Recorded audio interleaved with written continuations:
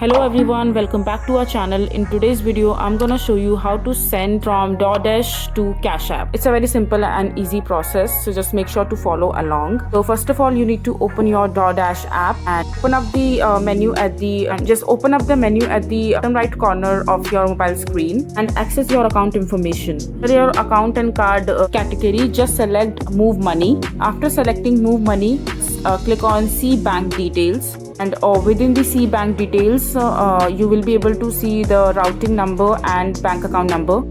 And you need both these numbers in order to successfully link your Doordash to your Cashapp.